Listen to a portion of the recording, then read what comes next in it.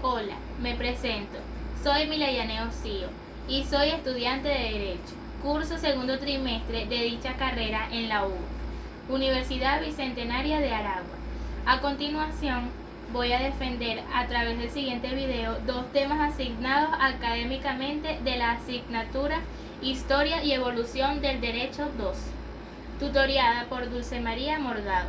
Los temas a tratar son: tema número 7, la convención, y tema número 8, la compraventa y el arrendamiento. Tema número 7, la convención. Desde el tiempo de las complicaciones de Justiniano, quien era un conocido ortodoxo en la época del derecho romano, encontramos el vocablo contractus, con el significado de una destinada a crear obligaciones. Tal es así que esta llamada convención requería para su existencia una prestación previa que generará obligaciones, siendo el caso que se teorizó largamente para diferenciar convención y contrato. Debemos limitarnos a aclarar el verdadero sentido de la convención, estableciendo su contenido y avance frente a otras expresiones análogas, como pacto y contrato, precisamente en el derecho romano. Entonces, por un lado, el contrato se aplica a todo acuerdo de voluntades reconocido por el derecho civil dirigido a crear obligaciones civilmente exigibles, y es esta figura del contrato que empieza a ser acogida como una ocasión o acción a la que se le atribuía plena eficacia jurídica, cosa que también ocurría con algunos pactos que no entraban en la categoría de contratos, pero también existía un gran número de convenciones y contratos que, a diferencia de otros contratos, no estaban previstos de acción de nombre causa para exigir su cumplimiento. En consecuencia, existía una clara diferenciación entre dos clases de diferenciaciones, pues por un lado habían unas que eran contratos y otras que no lo eran, y se denominaban pactos, como lo hemos mencionado anteriormente. El contrato. Artículo 1133 del Código Civil de Venezuela. Es una convención entre dos o más personas para constituir, arreglar, transmitir, modificar o extinguir entre ellos un vínculo jurídico. Clases de contratos. Contrato unilateral. Artículo 1134 del Código Civil de Venezuela. El contrato es unilateral cuando una sola de las partes se obliga y no existen obligaciones recíprocas. Por ejemplo, tenemos un préstamo o una donación. Contrato bilateral, artículo 1134 del Código Civil de Venezuela. Es bilateral cuando se obligan recíprocamente las partes. Por ejemplo, tenemos una compraventa. Contrato oneroso, artículo 1135 del Código Civil de Venezuela. Es oneroso cuando cada una de las partes trata de procurarse una ventaja mediante un equivalente. Contrato aleatorio, artículo 1136 del Código Civil de Venezuela. Es aleatorio cuando para ambos contratantes o para uno de ellos la ventaja depende de un hecho casual. Contrato sinalagmático perfecto e imperfecto, o contrato nominado y típico. Elementos existenciales para un contrato. Capacidad. Pueden contratar a todas las personas que no estuvieron declaradas incapaces por la ley. Son incapaces para contratar en los casos expresados por la ley: los menores, los entredichos, las inhabilitadas y cualquiera otra persona o quien la ley le niega la facultad para celebrar determinados contratos. Consentimiento.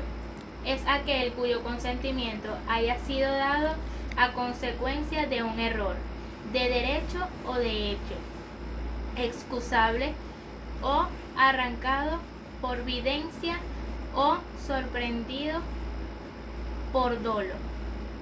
Puede pedir la nulidad del contrato. Objeto. El objeto del contrato debe ser posible, lícito, determinado o determinable. Causa. La obligación sin causa o fundada en una causa falsa, ilícita, no tendrá ningún efecto. La causa es ilícita cuando es contraria a la ley, a las buenas costumbres o al orden público. Tema número 8. Compraventa y arrendamiento. Compraventa es un contrato consensual sinalagmático perfecto y de buena fe, por el cual una persona llamada vendedor se obliga a entregar una cosa a otra llamado comprador, garantizándole la posesión pacífica de la cosa, y éste se compromete a pagarla en dinero. El dinero que el comprador se obliga a pagar se le llama precio. Elementos esenciales de la compraventa. A. Formación del consentimiento. Por reglas general, se forma por el mero consentimiento de las partes, manifestando de cualquier forma. Originalmente, en Roma, solo constituían pruebas del contrato, pero más tarde tomaron el carácter de garantía. Desde entonces, si la compraventa se celebraba con arras, cualquiera de las partes podía desistir del contrato. El que dio las arras las perdía y el que las recibió debía devolver el duplo. B. La cosa vendida, junto con el precio, es uno de los elementos esenciales propios de la compraventa. La cosa vendida puede ser de cualquier naturaleza, corporal o incorporal. La cosa corporal puede ser mueble o inmueble. Si se vende algo ajeno, la compraventa vale, pero ello sin perjuicio de los derechos del dueño. Lo que vale es el contrato que genera las obligaciones entre las partes que lo han celebrado. No es necesario que la cosa exista a la celebración del contrato. Basta con que se espere que exista. C. El precio. Debe ser en dinero, cierto y serio, y en ciertos casos justo. El dinero, si se pacta en especies, el contrato se transforma en permuta. Precio cierto, que esté determinado o sea determinable. Serio, que no sea un precio simulado, sino sería una donación. En cuanto al justo precio, en el derecho clásico, las partes eran siempre libres de fijar un precio al momento del contrato. De lo contrario, el precio no sería justo y el vendedor podía solicitar la rescisión por haber lesión enorme o lesión de ultramitad.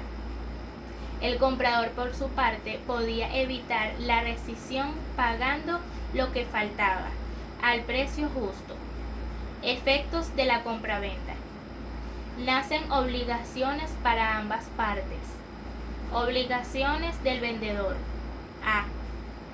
Entregar la cosa vendida al comprador implica proporcionarle el goce completo y duradero de la cosa.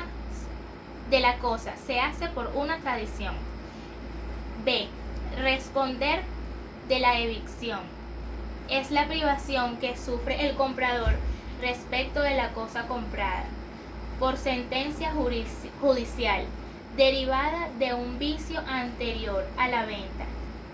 El vendedor solo responde de la evicción cuando copulativamente ocurre que el comprador sea molestado en su posición por privación de la cosa o porque se reconoció sobre ella un derecho real distinto al dominio, que la privación sea por sentencia judicial, que el derecho invocado por el tercero sea anterior a la venta.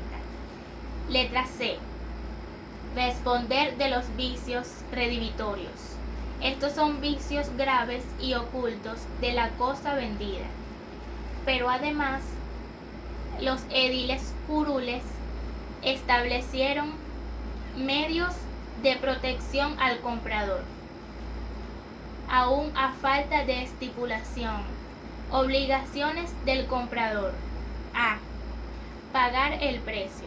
Debe ser una datio que transfiera al vendedor el dominio de las monedas. Letra B. Reembolsar al vendedor los gastos de conservación de la cosa desde el momento del contrato hasta la entrega. El comprador responde hasta la culpa leve. Para establecer quién soportará los riesgos hay que distinguir: 1.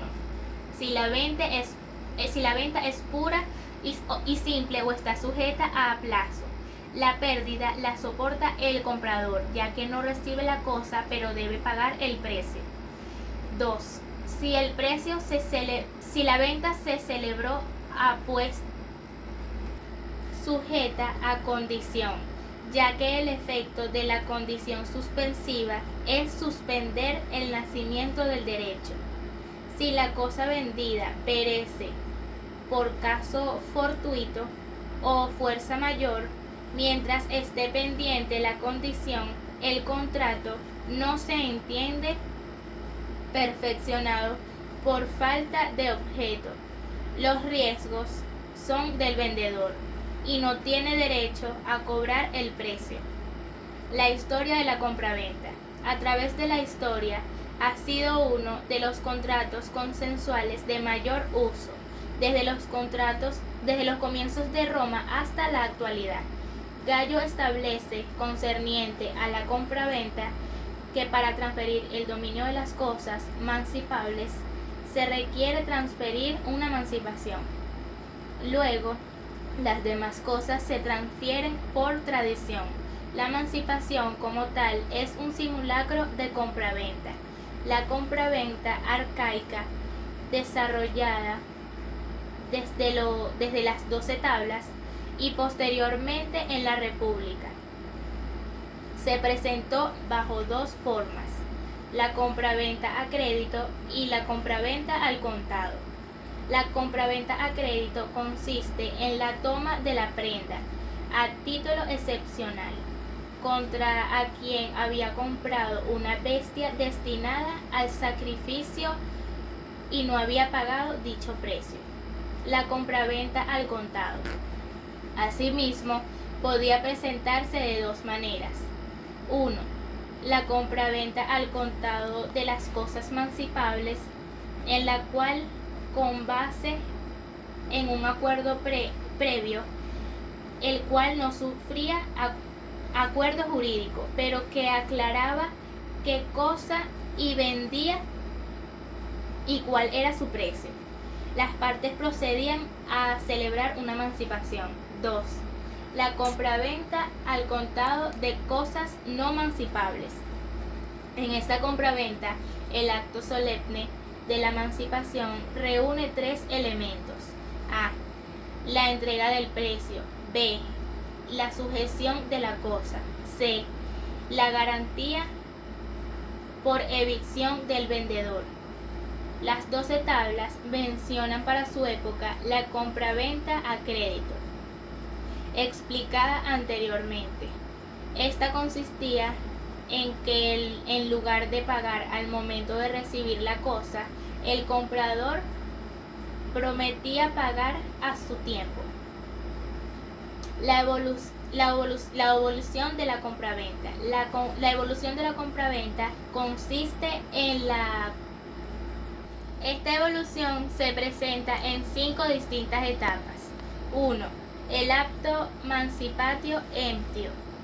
Es una realidad, ya que el previo acuerdo sobre la cosa y su precio no tiene valor jurídico. 2. El acto mancipatio emptio es una realidad de entrega física de la cosa vendida, pero se ha reemplazado el lingote que se pesaba por haces que se cuentan. 3. El acto mancipatio emptio se destina a transferir el precio a distancia contra cierto número de haces que se colocan sobre la balanza o que se pagan por aparte, pero cuando se celebra la emancipación. 4. Las partes acuerdan la cosa y su precio. 5. Se extiende la compraventa a su concepto general. El arrendamiento. La locación o arrendamiento es un contrato consensual sinalagmático perfecto, de buena fe, por el cual una de las partes se obliga a procurar a la otra, al goce temporal de una cosa, a ejecutar una obra o a prestar un servicio. Por su parte, la otra parte se obliga a pagar por ese goce, obra o servicio determinado merces. Existen 3 clases de arrendamientos. A. El arrendamiento de cosas o locatio conductio rei. Este es un contrato consensual, sinalagmático perfecto y de buena fe, en virtud del cual una persona llamada locator, arrendador, se obliga a procurar a otra llamada conductor arrendatario el goce temporal de la cosa, y el conductor se obliga a pagar un precio en dinero. B. El arrendamiento de obra o locatio conductio operir faciendi. Hay arrendamiento de obra cuando una persona se obliga a realizar una obra mediante un precio convenido. C. El arrendamiento de servicios o locatio conductio operarum. Tiene lugar cuando una persona llamada locator, trabajador, se obliga a prestar a otra llamada conductor, empleador, cierto servicio mediante el pago de una suma de dinero llamada merces. El locator o trabajador era llamado mercenario. Concepto de arrendamiento en el derecho venezolano. Según el Código Civil venezolano, el arrendamiento es un contrato por el cual una de las personas contratantes se obliga a hacer gozar a la otra una cosa mueble o inmueble por cierto tiempo y mediante un precio determinado. Esta se obliga a pagar a aquella. Artículo 1579. Bilateral.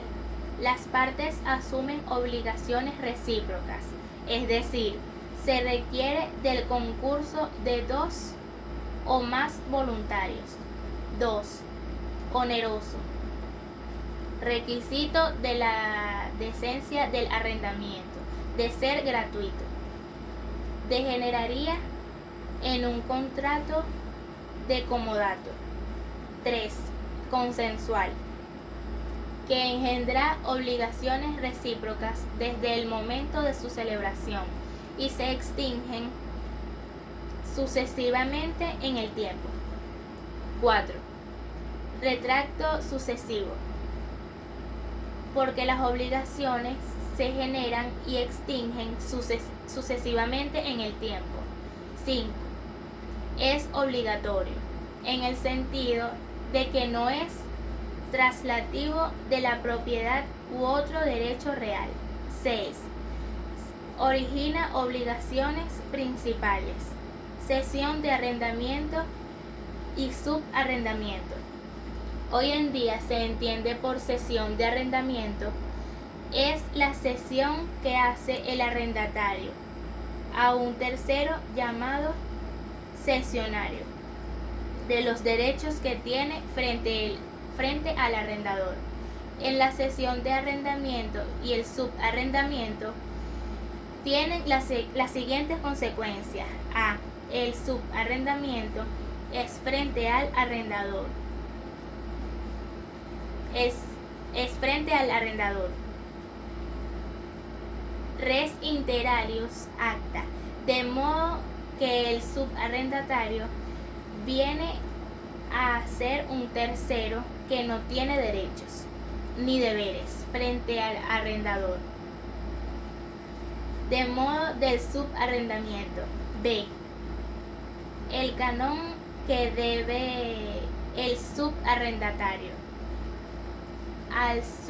al arrendatario puede referir del pactado entre el arrendador y el arrendatario, mientras que el canon de arrendamiento permanece igual en el caso de cesión. C. El subarrendatario tiene derechos de mudar frente al arrendatario todos los derechos que tienen todos los arrendatarios que tienen frente a sus arrendadores. Ejemplo, que se le entregue la cosa en buen estado, hechas todas las reparaciones necesarias. D. El arrendatario tiene frente al subarrendatario el privilegio que la ley concede a los arrendadores, no así el arrendatario cedente. Obligaciones del arrendador. En el contrato, el arrendador está obligado a entregar al arrendatario la cosa arrendada. Conservarla en estado de servir al fin para el cual se le ha arrendado y mantener al arrendatario en el goce pacífico de la cosa arrendada, establecido en el artículo 1585 del Código Civil de Venezuela.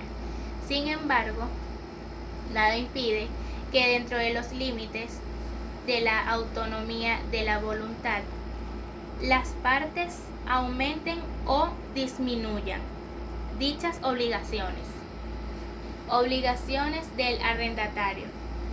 A. El arrendatario debe servirse de la cosa, ya que es su derecho, pero también su obligación. B.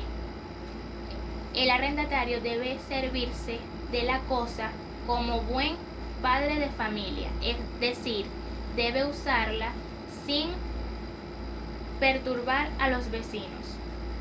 C. El arrendatario debe servirse de la cosa para el uso determinado en el contrato o falta de estipulación para aquel que pueda presumirse según las circunstancias. Causas de extinción del arrendamiento. Por el mutuo disenso. La expiración del término fijado en caso de que el arrendamiento se haya realizado por tiempo determinado. Este va a concluir el día que se haya establecido en el contrato de arrendamiento. Voluntad unilateral. Esta es una causa de extinción de contrato cuando el arrendamiento no es por tiempo determinado, es decir, cuando no se ha establecido ni por la parte ni por la ley. Resolución por incumplimiento culpable, cuando el arrendatario no cumpla con el canon que se haya pactado en el contrato. El desalojo solo podrá demandarse sobre un mueble arrendado verbalmente o por escrito a tiempo determinado cuando existan las siguientes causales. A. que el arrendatario haya dejado de pagar el canon de arrendamiento correspondiente a 2 mensualidades continuas. B. Que el propietario desee un inmueble o algunos de sus parientes. C. Que el inmueble vaya a ser objeto de demolición. D. Que el inmueble esté destinado a usos deshonestos. La sociedad tiene el significado de asociación. Se aplica a todo tipo de reunión de personas que se han propuesto alcanzar un fin común. Es un contrato consensual en lo que 2 o más personas se comprometen a poner ciertas cosas en común para obtener de ellas una utilidad en dinero. Formación y elementos esenciales. 1. Es preciso que las y los asociados pongan ciertos bienes en común, que todos contribuyan a la obra común. 2. Cuyo propósito es ejecutar un trabajo con menos gastos hasta que los asociados traten de obtener una utilidad apreciable. Extinción de la sociedad. Muerte de uno de los socios. El heredero del socio no sucede en la sociedad, aunque según Justiniano, acaecida la muerte, los socios sobrevivientes podrían acordar la continuidad de la sociedad. El término es un acontecimiento futuro y cierto del cual depende el cumplimiento a la extinción de una obligación. Clases de término. 1. Según afecte el cumplimiento o la extinción de la obligación. Término suspensivo y término extintivo. Término suspensivo es aquel acontecimiento futuro y cierto del cual depende la exigibilidad de una obligación. B. Término extintivo es aquel acontecimiento futuro y cierto del cual depende la extinción de una obligación. 2. En cuanto a las certezas del término. Término cierto y término incierto. A. Término cierto es aquel acontecimiento que se sabe su ocurrencia y cuándo va a ocurrir. B. Término incierto es aquel acontecimiento que positivamente se sabe que va a ocurrir, pero no se sabe cuándo. Ejemplo, la muerte de una persona.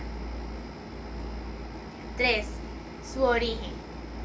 El término puede ser convencional, legal o judicial. A. El término convencional es el establecido por las partes, que son libres de fijar tal modalidad, pero existen casos en los cuales la ley prohíbe el establecimiento de términos a las partes por razones de orden público. B. Término legal es aquel establecido por la ley. C. Término judicial es el que impone el juez a falta de estipulado por las partes. Esto fue todo, muchas gracias.